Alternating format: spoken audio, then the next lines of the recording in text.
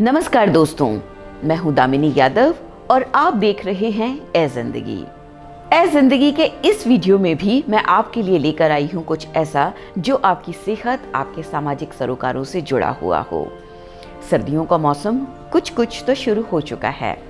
अब इस मौसम में कई बार मौसम बड़ा धुआं होता है, कोहरा कई दिनों तक छाया रहता है, सूरज का कई दिनों तक कोई अता पता ही नहीं होता और सर्दियां जोरों पर पड़ने लगती हैं। ये मौसम एक तरफ तो किसी को रोमानी बना देता है, शेरो शायरी में दिलचस्पी पैदा करवा देता है, लेकिन दूसरी तरफ कुछ लोग इसकी वजह से डिप्रेशन का शिकार भी हो जाते हैं और इसी को जाना जाता है विंटर ब्लू सिंड्रोम के नाम से।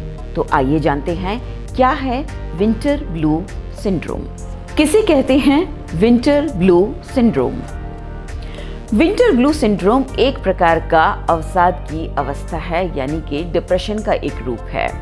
इसमें कोई व्यक्ति सर्दियों के इस तरह के मौसम जिसके बारे में हमने अभी आपको बताया, अपने आप में एक तरह की उदासी महसूस करता है, अपने आप को एक अजीब सी अवस्था में पाता है, उसका किसी से बात करने का मन नहीं करता। ये लोग आमतौर पर बिल्कुल ठीक रहते हैं, यानी पूरे साल भर, लेकिन खासतौर से इस तरह के मौसम में इन्हें ये समस्या पेश आती है। और अगर हम ऐसे निवासियों के बारे में जाने जो उन क्षेत्रों में रहते हैं जो ज़्यादातर बर्फ से ही ढके रहते हैं और जहां पर इस तरह की स्थिति बने रहना आम बात है, तो उनकी ज़िंदगी में ये समस्या काफ़ी हद तक देखी जाती है। यहाँ पर दुश्वारी ये है कि उसे वो एक आम आलस का रूप समझ लेते हैं, बनिस्बत ये समझे कि वो एक प्रकार की अवसाद की अवस्था है। क्या है विंटर ब्लू सिंड्रोम के लक्षण? जैसे कि अभी हमने आपसे कहा कि विंटर ब्लू सिंड्रोम के बहुत सारे लक्षण ऐसे हैं जिनके आधार पर कुछ लोग आपको आलसी भी समझ सकते हैं, लेकिन इन लक्षणों के आधार पर आपको ये बात समझनी होगी कि ये कोई साधारण आलस नहीं बल्कि अवसाद की एक अवस्था है। चलिए अब आपको बताते हैं इस सिंड्रोम के कुछ लक्षणों के बारे में। सुबह उठने का मन ही ना करना, लगातार आलस बने रहना, नींद पूरी हो जाने के बावजूद ये जी चाहना कि पूरे दिन बिस्तर पर ही पड़े रहें, एक अजीब तरह की उदासी महसूस होना, किसी भी काम को करने की इच्छा ना होना, यौन इच्छा में कमी आना, भूख बिल्कुल ना लगना या बहुत ज्यादा लगना, बार बार चिड़चिड़ाहट महसूस होना, किसी से भी किसी प्रकार की बातचीत करने या मिलने जुलने की इच्छा न रखना, चाहे वो व्यक्ति आपका कितना घनिष्ठ या प्रिय ही क्यों ना हो, मूड बार बार बिना किसी वजह के खराब होते रहना। तो ये सभी हैं विंटर ब्लू सिंड्रोम के लक्षण। क्या है विंटर ब्लू सिंड्रोम का उपचार? अगर आपने लक्षणों के आधार पर अपनी स्थिति को पहचान लिया है तो इससे बचने के लिए सबसे पहले आपको वो तमाम चीज़ें करनी होंगी जो आपका जी ना चाहे तो भी आपकी अच्छी सेहत के नज़रिए से बहुत ज़रूरी है। जैसे जी ना चाहने के बावजूद आपको अपने सोने और जागने का समय तय करना होगा और इसका कड़ाई से पालन भी करना होगा। अगर आपको लगता है कि आप ऐसा खुद नहीं कर पा रहे हैं, अपने प्रति इतनी सख्ती नहीं बरत पा रहे हैं, तो आप अपने परिवार में या अपने दोस्तों में से किसी की मदद इस काम में ले सकते हैं। आपकी जो भी डाइट है उसे नियमित रखें, ना तो उस डाइट से बहुत ज़्यादा खाएं और ना ही बहुत ज़्यादा कम, बल्कि अपने खान पान में इस तरह की चीज़ें शामिल करें जिनसे आपकी ऊर्जा का स्तर बना रहे।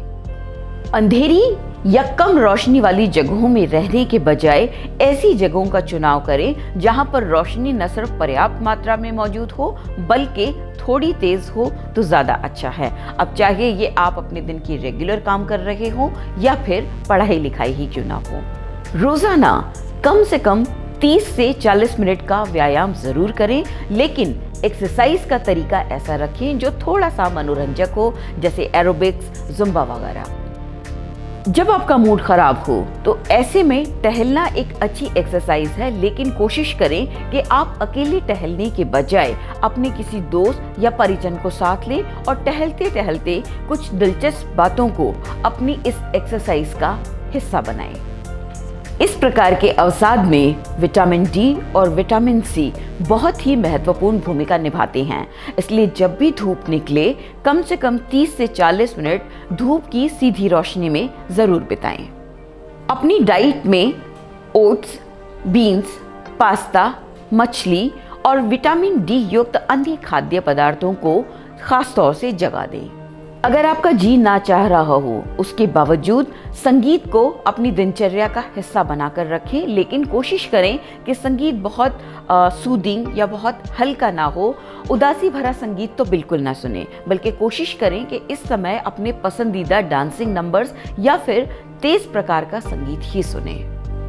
ये तो थे वो तमाम तरीके जो आप अपने या अपनों की मदद से कर सकते हैं, लेकिन अगर आपको लगता है कि इन तमाम उपायों को अपनाने के बावजूद आप में कोई बहुत ज़्यादा फर्क नहीं आ रहा, आपका मूड लगातार वैसा ही बना हुआ है जो कि विंटर ब्लू सिंड्रोम के अंतर्गत आता है, तो आपको ज़रूरत है तुरंत किसी अच्छे मनोचिकित्सक से मिलने की। उनके दिए हुए परामर्श से, उनकी दी हुई डाइट चार्ट से, उनकी दी हुई सलाह से और उनकी काउंसलिंग के साथ साथ ज़रूरी दवाओं से आप जल्दी ही न सिर्फ इस स्थिति से वापस निकल आएंगे, बल्कि अपनी सामान्य दिनचर्या में भी लौट जाएंगे।